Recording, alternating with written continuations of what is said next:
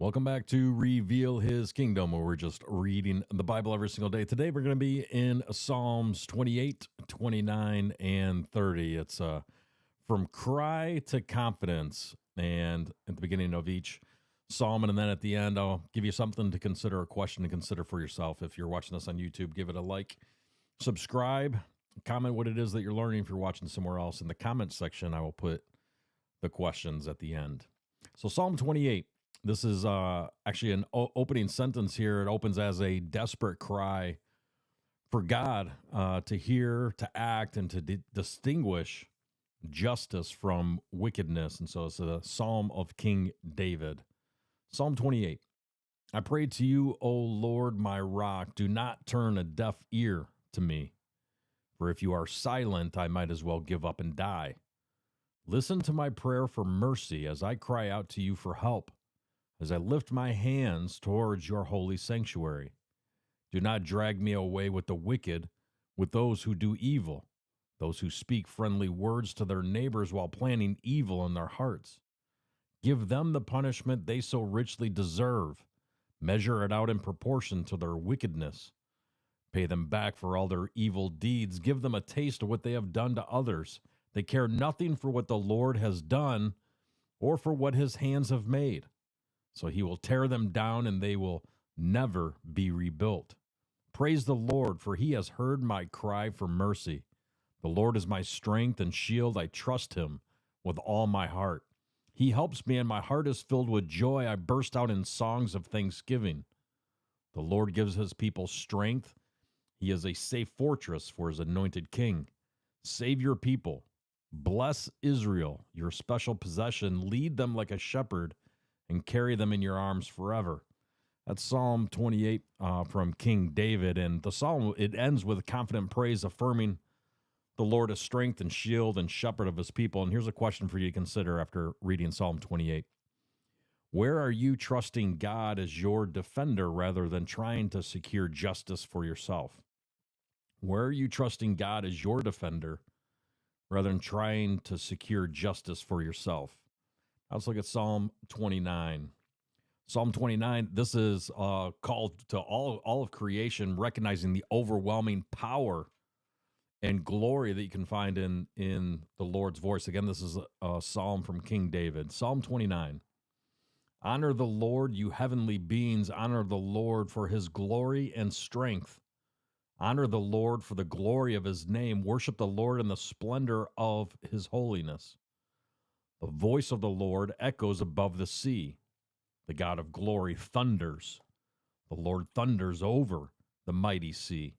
The voice of the Lord is powerful. The voice of the Lord is majestic. The voice of the Lord splits the mighty cedars. The Lord shatters the cedars of Lebanon. He makes Lebanon's mountains skip like a calf. He makes Mount Hermon leap like a young wild ox. The voice of the Lord strikes with bolts of lightning. The voice of the Lord makes the barren wilderness quake. The Lord shakes the wilderness of Kadesh. The voice of the Lord twists mighty oaks and strips the forest bare. In his temple everyone shouts glory. The Lord rules over the floodwaters. The Lord reigns as king forever. The Lord gives his people strength. The Lord blesses them with peace.